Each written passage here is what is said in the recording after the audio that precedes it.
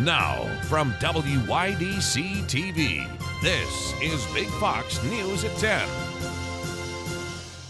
Good evening, I'm Anna Manuel. Wildfires burning in Canada lead to low air quality alerts in our area. Smoke filled the sky over the southern tier today. Our Maggie Hall has the latest.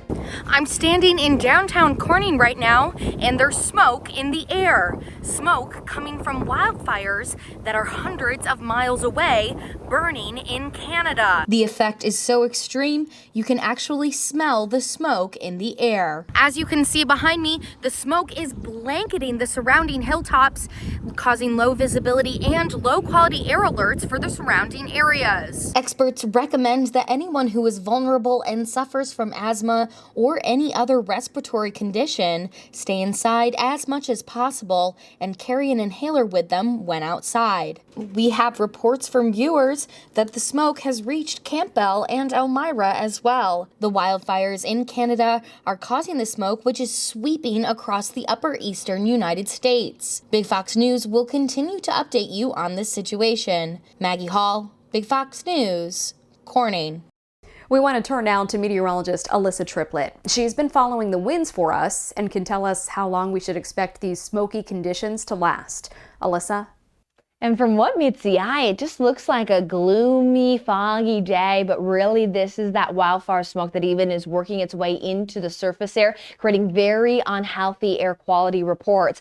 Now we're noting that we can even see this visible on satellite. There were a few clouds passing on by, but not overcast, guys. This was all smoke that was within our atmosphere, and we're noting that another plume of that working its way into the surface level will be setting up into our Wednesday, and I'll have more details on that setup coming up here shortly. All right, thank you, Alyssa. Opening statements began today in the trial of a Bradford County man charged with 1,000 sex crimes against a child. 46-year-old Jeffrey Post allegedly began violating the underage victim when she was only 10 years old. Post is accused of sexually abusing the girl over the course of 10 years. The assaults against the one victim resulted in 1,400 charges. The 2023 United Way Day of Action is this Friday. Volunteers can participate in projects like landscaping, organizing, and helping local individuals and businesses. Groups and individuals can register to volunteer by calling the number on your screen. There are roadblocks emerging in the effort to ban the social media app TikTok. Many experts think it's just not possible.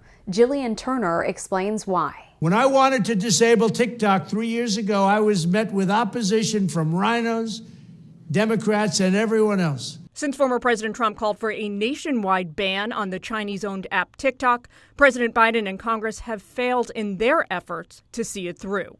The president thinks it's an important issue to deal with, but I just don't have anything else to add beyond that. Experts say a national ban is now nearly impossible since the number of U.S. TikTok users exploded by 50% in the past 3 years. China critics reveal one of the primary reasons is the powerful pro-China lobby on Capitol Hill. It may be the quietest lobby up here, but it's probably the loudest and very, very influential as well. I think they've infiltrated different levels of the government. Montana's Attorney General, talking about his state's TikTok ban, says the source of the problem is clear. I think we have to look at China's influence in Washington, D.C.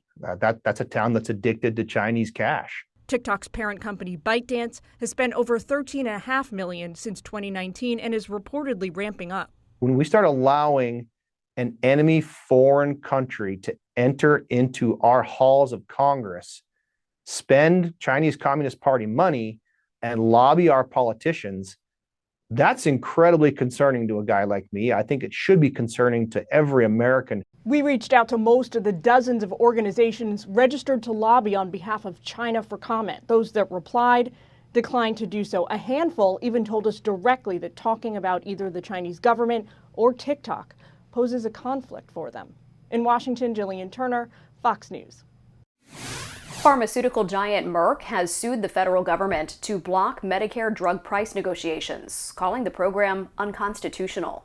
The complaint, filed against the Department of Health and Human Services and the Centers for Medicare and Medicaid Services, argued that Medicare's efforts to negotiate certain drug prices is political theater. The New Jersey-based company is asking the U.S. District Court for the District of Columbia for an injunction to stop the rules from going into effect over the next several months.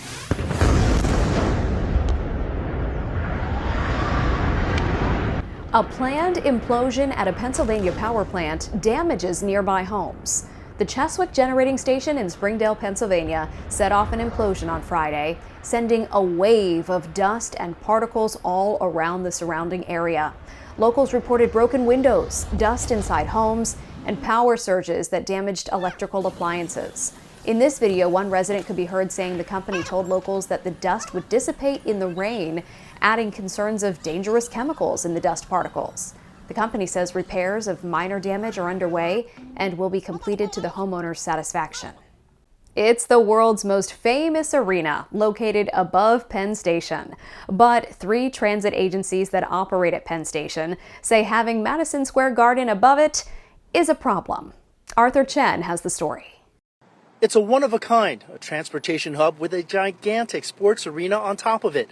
Only the MTA says it is a one-of-a-kind that does not work. A new report from 3 major transit agencies, the MTA, Amtrak, and New Jersey Transit, states MSG impedes the safe and efficient movement of passengers and that the heavy weight of the garden bearing down on tracks and platforms below limits their ability to improve the largest transportation hub in the U.S. Support columns and other things that get in the way of, just normal movements throughout the transit station. And it's also very dark, and it doesn't make wayfinding easy. The report comes just as MSG is asking the city to extend its permit to operate the large arena. Otherwise, the permit expires on July 24th. Community leaders, including Layla Law Gisico from Community Board 5, says putting MSG on top of Penn Station in 1963 was a mistake. You don't see that anywhere in the world. We're the only country and the only city that decided to do something that's stupid. Everybody says, oh my God, it's so big, you're going to move MSG. It's actually not that ambitious. MSG has already changed locations 4 times in its history. MSG tells Fox 5 they're disappointed with the compatibility report and that it does not reflect the views of all the stakeholders involved. MSG also says it intends to stay in its current location.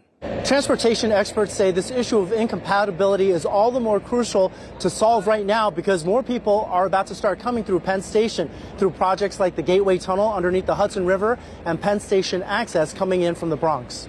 Hearings will begin Wednesday on MSG's request to be granted a permanent permit. The City Planning Commission will hear testimony and then make a recommendation to Mayor Adams and the City Council.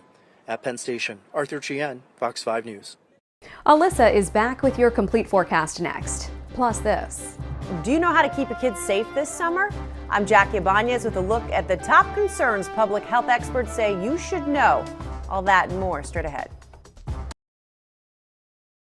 Now, your Twin Tiers forecast from Big Fox.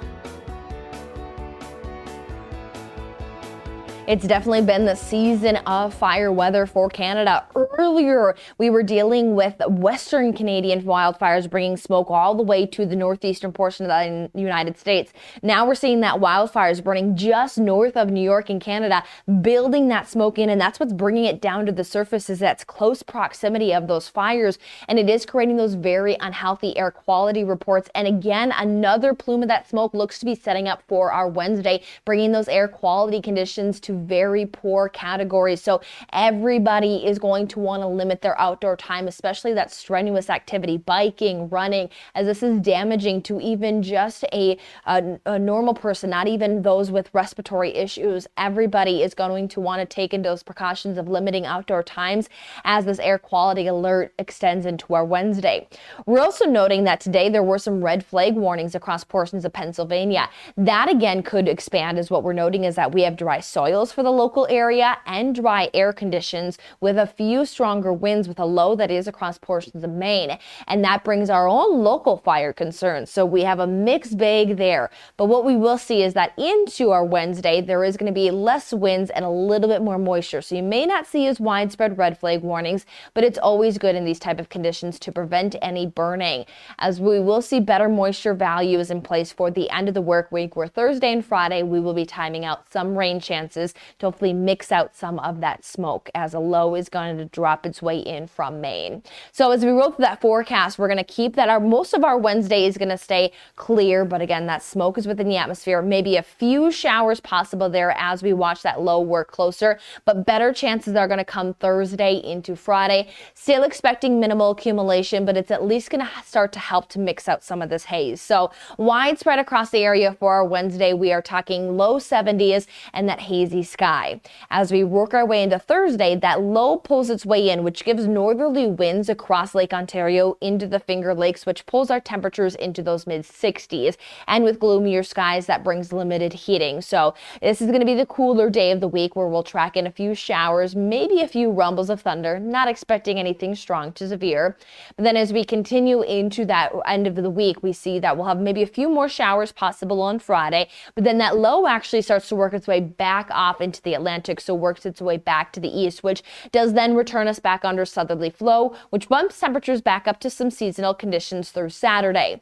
Now we'll have to continue to keep an eye on some of those wildfires across portions of Canada. If that can emit some smoke in the air, that's going to bring some hazy sunshine into the weekend forecast. But then by the end of the weekend into early next week, we will be watching more of a typical weather setup where we'll have more storms coming from the west to bring us some thunder chances through Tuesday.